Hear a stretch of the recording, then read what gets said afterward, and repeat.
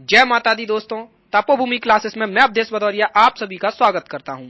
आज की क्लास में हम पढ़ने वाले हैं स्वास्थ्य के विभिन्न राष्ट्रीय कार्यक्रम। तो व्यापम द्वारा आयोजित होने वाली महिला पर्यवेक्षक की परीक्षा में 4 खंड हैं और ये टॉपिक आपके पहले खंड में है, पोषण एवं स्वास्थ्य में।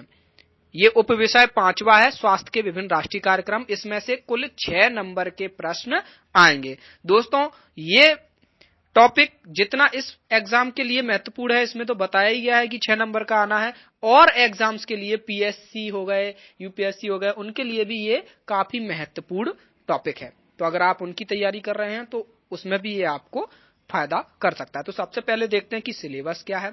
बहुत ही क्लियर कट सिलेबस इसमें दिया गया है। सिलेबस है इतने टॉपिक का, एनआरएचएम एवं आईसीडीएस के अंतर्गत संचालित योजना है। तो दोस्तों, बिल्कुल क्लियर समझाया गया है कि एनआरएचएम और आईसीडीएस के अंतर्गत कौन कौन सी योजनाएं संचालित होती हैं, और केवल वो ही पढ़ना है। होने को बहुत सारी योजनाएं होती हैं स्वास्थ्य से संबंधित, हमको वो सब नहीं पढ़ना। जो सिलेबस में दिया है केवल उतना ही पढ़ना है। तो सबसे पहले हम शुरू करते हैं कि एनआरएचएम क्या होता है और आईसीडीएस क्या होता है। उसके बाद हम देखेंगे कि पिछली बार पेपर में किस प्रकार के प्रश्न पूछे गए थे। तो एनआरएचएम सबसे पहले देख लेते हैं। NRHM national rural health mission का एब्रिविएशन है। नेशनल रूरल हेल्थ मिशन यानी राष्ट्रीय ग्रामीण स्वास्थ्य कार्यक्रम मिशन या योजना। ठीक है, ये अप्रैल 2005 में लॉन्च की गई थी। तब मनमोहन सिंह हमारे प्रधानमंत्री थे। उसके बाद इसी योजना के आधार पर राष्ट्रीय शहरी स्वास्थ्य मिशन भी स्टार्ट किया गया था मई 2013 में, एनयूएचएम। और उसके बाद एनआरएचएम और एनयूएचएम दोनों को मिला दिया गया और इनको एनएचएम बोलने लगे, नेशनल हेल्थ मिशन। तो जो एनआरएचएम है वो नेशनल हेल्थ मिशन के अंतर्गत आ गया, हालांकि शुरुआत पहले एनआरएचएम की हुई थी। ठीक है, अब हम देखते हैं कि आईसीडीएस क्या होता है। ICDS integrated child development service scheme का एब्रिविएशन है। इसका मतलब है समन्वित बाल विकास योजना, यानी कि बाल विकास के लिए बहुत सारी योजनाओं को समन्वित कर दिया गया है, एक में ही कंसाइज कर दिया गया है और आईसीडीएस बनाया गया है। ये इसका जो लॉन्च हुआ था वो महात्मा गांधी के जन्मदिन पे 2 अक्टूबर 1975 को हुआ था, यानी आज से लगभग 41 साल पहले। तब एक पॉलिसी आई थी, नेशनल पॉलिसी फॉर चिल्ड्रन। उसी के अंतर्गत उसी में ऐसी सिफारिश थी कि इस तरीके के एक स्कीम होनी चाहिए, तो इस स्कीम को इसी योजना के तहत लॉन्च किया गया था। ये जो स्कीम है आईसीडीएस, वो ministry of health and family welfare के अंतर्गत आती है, उसी के अंडरटेकिंग में है। तथा आईसीडीएस को राज्य सरकार, यूनिसेफ और वर्ल्ड बैंक से आर्थिक मदद मिलती है। दोस्तों, इस वीडियो लेक्चर में हम केवल एनआरएचएम के बारे में पढ़ेंगे और इसके आईसीडीएस के बारे में हम अगले लेक्चर में पढ़ेंगे।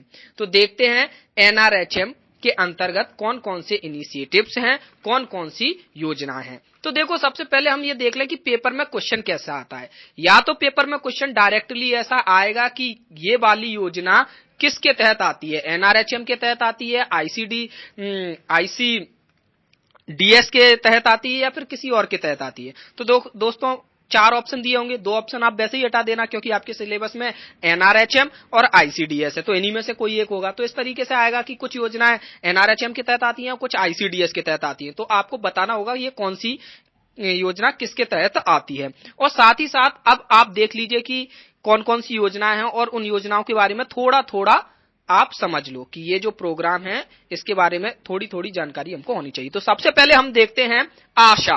आशा तो आप सभी ने सुना होगा। आशा कार्यकर्ता होता है, हर गांव में एक आशा कार्यकर्ता होती है। जो गांव में कोई भी स्वास्थ्य संबंधी दिक्कत होती है तो सबसे पहले उसी से कांटेक्ट किया जाता है और उसको प्राइमरी इलाज देना और काफी चीजें आती हैं छोटी छोटी, और वो अस्पताल में, गवर्नमेंट हॉस्पिटल में या अन्य जगह पे उसकी पूरी जान पहचान रहती है और उसको सारी चीजें मालूम होती है कि क्या कैसे करना है। तो सभी लोग आशा के पास जाते हैं। आशा क्या है? आशा का फुल फॉर्म होता है एक्रीडाइटेड सोशल हेल्थ एक्टिविस्ट। ठीक है, ये फुल फॉर्म आप याद कर लीजिए। ये एक कम्युनिटी हेल्थ वॉलेंटियर है, इसको कुछ रुपए भी मिलते हैं। जैसे अगर किसी का प्रसव इन्होंने कराया, किसी माता का प्रसव इन्होंने अस्पताल में कराया तो कुछ रुपए माता को मिलेंगे। गर्भवती महिला को मिलेंगे और कुछ रुपए आशा कार्यकर्ता को मिलेंगे। तो इस तरीके से इनको कुछ कमीशन भी रहता है और साथ में कुछ तनख्वाह भी दी जाती है। कुछ ज्यादा तनख्वाह नहीं रहती है, लेकिन कुछ दी जाती है। अगला देखते हैं रोगी कल्याण समिति। रोगी कल्याण समिति यानी पेशेंट वेलफेयर कमेटी, ये भी NRHM के तहत ही बनाई गई है। हर हॉस्पिटल में रोगी कल्याण समिति होती है। जब आप पर्चा लेने जाते हैं ना हॉस्पिटल में, बाहर 10 रुपए का पर्चा कटवाते हो सरकारी अस्पताल में, तो उसमें क्या लिखा रहता है, रोगी कल्याण समिति। ठीक है, तो ये भी क्या है, कुछ ट्रस्टीज होते हैं वो मिलकर चलाते हैं। हॉस्पिटल मैनेजमेंट सोसाइटी होती है, हॉस्पिटल का मैनेजमेंट देखते हैं ये सभी लोग। ठीक है, तीसरा पॉइंट है यूनाइटेड ग्रांट्स टू सब सेंटर्स, यानी कि NRHM कुछ ग्रांट्स देता है जो छोटे छोटे सेंटर हैं जो हेल्थ केयर के, उनको कुछ ग्रांट देता है। जैसे ANMs की संख्या बढ़ाने के लिए ग्रांट देता है। ANM होता है आपका ऑक्सिलरी नर्स मिडवाइफ्स। VHSNC को प्रदाय ग्रांट। VHSNC एक ग्रामीण हेल्थ से रिलेटेड एक सब सेंटर है जिसको ग्रांट NRHM द्वारा दी जाती है। अब देखते हैं जननी सुरक्षा योजना, ये भी NRHM के तहत आती है।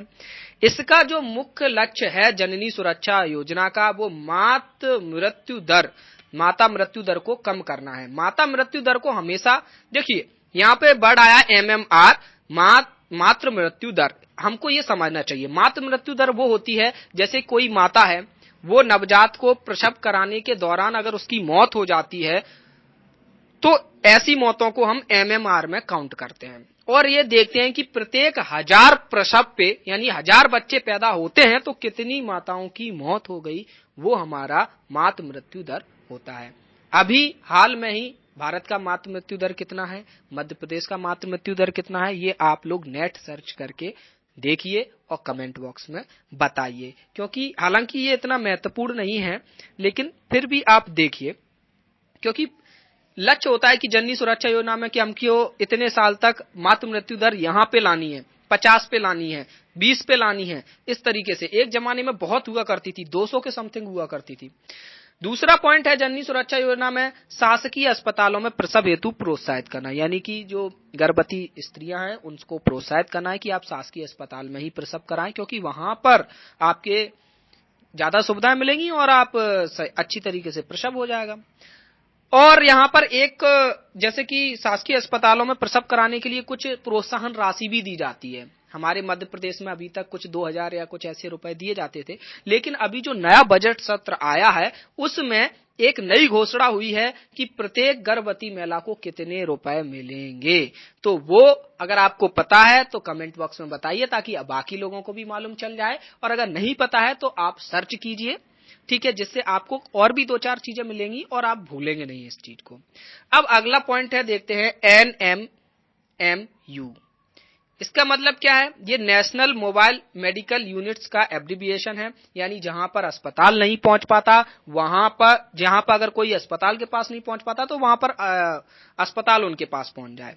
ठीक है, ट्राइबल एरियाज में इसका यूज किया जा रहा है, क्योंकि उन लोगों को ऐसा लगता है कि भाई हमारी जो चिकित्सा पद्धति है उस पर विश्वास नहीं है उन्हें, या फिर डर लगता है हॉस्पिटल्स में आने से। तो हॉस्पिटल्स मोबाइल वैन मतलब वैन टाइप की होती है जिसमें सारी सुविधाएं रहती हैं और वो घूमते रहते हैं और इलाज करते हैं, तो उसको मोबाइल मेडिकल यूनिट, मोबाइल यानी चलित। अब अगला है नेशनल एम्बुलेंस सर्विस, राष्ट्रीय एम्बुलेंस सेवा। इसके तहत क्या है, फ्री एम्बुलेंस सर्विस है और देश के हर कोने पर एक टोल फ्री नंबर है, उसको डायल करना होगा और 30 मिनट के अंदर एम्बुलेंस हमारे पास पहुंच जाएगी। अब वो टोल फ्री नंबर क्या है ये भी आप लोगों को पता करना है और नीचे कमेंट में बताना है। NRHM में अगला इनिशिएटिव है जननी शिशु सुरक्षा कार्यक्रम। ये प्रश्न पिछले साल पूछा गया था और प्रश्न कुछ नहीं, केवल इतना पूछा गया था कि जननी शिशु सुरक्षा योजना निम्नलिखित में से किसके अंतर्गत चलाई जाती है, तो आंसर सीधे NRHM।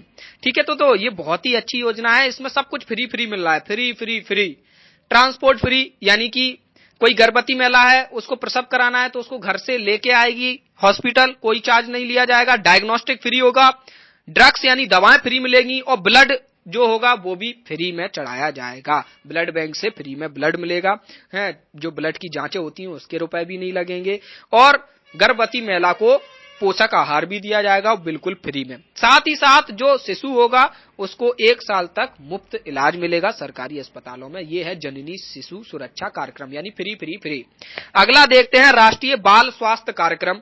ये भी एक बड़ी स्कीम है। बाल स्वास्थ्य कार्यक्रम ये फरवरी 2013 में लॉन्च हुई थी। इसमें 0 से लेके 18 साल के 27 करोड़ बच्चे हितग्राही हैं, यानी इनको लाभ मिलेगा इस कार्यक्रम के तहत। और इसमें क्या है, मुफ्त इलाज है। कुछ बड़े बड़े इलाज हैं जो मुफ्त नहीं होते वैसे, वो भी इसमें मुफ्त हैं, जैसे कि सर्जरी वगैरह। तो देखिए दोस्तों, सरकारी अस्पताल में अगर आप पहुंच गए तो आपका इलाज तो मुफ्त ही होना है। ज्यादातर 90-95% केसों में आपका इलाज मुफ्त ही होना है। बस योजनाएं अलग अलग रहती है, किसी को किसी योजना के तहत फ्री मिलता है तो किसी को किसी योजना के तहत फ्री मिलता है। अब हम देखते हैं DHKC। DHKC ये भी NRHM के तहत ही आता है। ये क्या है, district hospital and knowledge centre. ये डिस्ट्रिक्ट हॉस्पिटल में एक नॉलेज सेंटर होता है। इसका काम क्या होता है, नर्स या अलग अलग लोगों की ट्रेनिंग में मदद करता है। साथ ही साथ कोई दूर स्थित, जैसे किसी गांव में स्थित कोई सुदूर स्थित चिकित्सीय क्षेत्र है, वहां पर भी परामर्श इसी की सहायता से दिया जाता है। तो ये नॉलेज सेंटर का काम करता है। हमको केवल इतना याद रखना है कि ये NRHM में होता है और इसका फुल फॉर्म क्या है। अगला नेशनल आयरन प्लस इनिशिएटिव, यानी कि देखो ये नाम से ही क्लियर है कि आयरन प्लस इनिशिएटिव। आयरन कहाँ होता है, हीमोग्लोबिन, यानी कि रक्त की कमी से लड़ने के लिए इस मिशन को चालू किया गया है।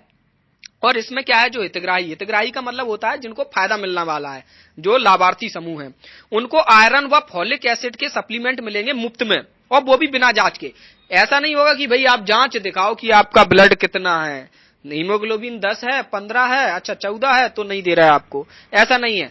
आप बस आए, आपने कहा कि भैया खून की कमी है, दे दो, उन्होंने कहा तो ठीक है ले लो तुम, कोई दिक्कत नहीं। बिना जांच के हितग्राहियों को मिलेगा। आयरन प्लस इनिशिएटिव प्रोग्राम है इसका नाम। और इसी के तहत पिछले वीडियोस में भी आपने देखा होगा, जब गर्भवती माता को फॉलिक एसिड और आयरन की जरूरत पड़ती है तो उसको IFA की पिल्स, गोलियां दी जाती हैं उस कार्यक्रम के तहत। वो भी इसी में समाहित कर दिया गया है, वो इनिशिएटिव भी इसी में समाहित कर दिया गया है। अब देखते हैं आखिरी चीज जो अभी हाल ही में इसमें इंक्लूड की गई है NRHM में, जनजातीय टीबी उन्मूलन कार्यक्रम, ट्राइबल टीबी इरेडिकेशन प्रोजेक्ट। दोस्तों शहरी क्षेत्र में तो टीबी आजकल कम ही होता है लोगों को, लेकिन आदिवासी क्षेत्र में जो लोग मध्य प्रदेश के आदिवासी एरिया में रह रहे हैं उनको पता होगा कि आदिवासी क्षेत्र में अभी भी टीबी एक बड़ी बीमारी है और लोग बाग मर जाते हैं टीबी से, क्योंकि वो हॉस्पिटल और इसके इलाज के बारे में मालूम ही नहीं है। जैसे पुराने जमाने में तो टीबी बहुत बड़ी बीमारी होती थी, लेकिन आजकल तो खत्म हो जाती है 4-5 महीने में आराम से, कोई दिक्कत नहीं होती है। लेकिन जनजातीय क्षेत्रों में ये अभी भी गंभीर बीमारी है। तो उस वहां से इसको मिटाने के लिए 20 जनवरी 2017 यानी अभी ही हमारे मंडला जिले में, जबलपुर के पास में जिला है मंडला, बहुत अच्छा जिला है, वहां पर इसकी योजना की शुरुआत की गई और माननीय राज्य चिकित्सा मंत्री फग्गन सिंह कुलस्ते द्वारा इसका उद्घाटन किया गया, यानी इसको लॉन्च किया गया। दोस्तों ICDS के लिए हम नया लेक्चर ही बनाएंगे, क्योंकि ये लेक्चर ऑलरेडी लगभग 15 मिनट का तो हो ही जाएगा, ठीक है। तो इतना ज्यादा लंबा अपन फिर समझ में नहीं आता, दिमाग से निकलने लगता है, तो अपन एक फ्रेश वीडियो में देखेंगे ICDS का। अभी हम देख लेते हैं कि NRHM के कौन कौन से प्रश्न आए थे। तो एक प्रश्न तो ये आपके सामने मैं बता ही चुका हूं, जननी शिशु सुरक्षा योजना, ठीक है। दूसरा प्रश्न MMR, माता मृत्यु दर किससे संबंधित है, तो ये भी आप पढ़ चुके हो आराम से, यानी कि इसमें पहला ऑप्शन सही हो जाएगा, माता प्रजनन स्वास्थ्य एवं जीवन, ठीक है। अगला क्या है, अगला प्रश्न देखते हैं। अगला कोई प्रश्न नहीं है, बस 2 ही प्रश्न पिछली बार पूछे गए थे, तो 2 या 3 प्रश्न आने की संभावना है, ठीक है। ICDF का लेक्चर भी 10 मिनट में खत्म हो जाएगा। दोस्तों अगर आपने अभी तक पिछले लेक्चर्स नहीं देखे हैं तो प्लीज उनको देखिए, नीचे डिस्क्रिप्शन में प्लेलिस्ट दी है, हमारे फेसबुक ग्रुप से जुड़िए, वो भी डिस्क्रिप्शन में उसकी लिंक दी है, आप वहां से जुड़ सकते हैं, वहां आपको दूसरा अदर स्टडी मटेरियल भी मिल जाएगा, ठीक है। तो आपको करना क्या है अब कि जननी सुरक्षा योजना के तहत जो नए बजट में घोषणा की गई है कि कितने रुपए हितग्राही गर्भवती महिला को मिलेंगे वो आपको बताना नीचे कमेंट बॉक्स में। साथ ही नेशनल एम्बुलेंस सर्विस का टोल फ्री नंबर भी नीचे बताना है। और यहाँ पर एक पॉइंट मेरे से छूट गया था, इसको आप फिर से देख लेते हैं। Mother and child health wing, ये भी NRHM के तहत ही है, MCH विंग्स बोलते हैं। इसके तहत क्या होता है कि 100, 50 या 30 बिस्तर के अलग अलग कंपार्टमेंट एक रिजर्व रखते हैं हर हॉस्पिटल में, कि कहीं अचानक से गर्भवती महिला आ जाएगी तो उसको कहाँ पे भर्ती कराएंगे। ये तो नहीं कह सकते कि भाई हमारा अस्पताल फुल हो गया है, तो उसके लिए कुछ रिजर्व रूम रखते हैं, 100 बेड के, 50 बेड के, 30 बेड के। ठीक है, ये पॉइंट रह गया था। तो दोस्तों आपको ये लेक्चर कैसा लगा प्लीज हमें कमेंट बॉक्स में बताइए। धन्यवाद। जय माता दी।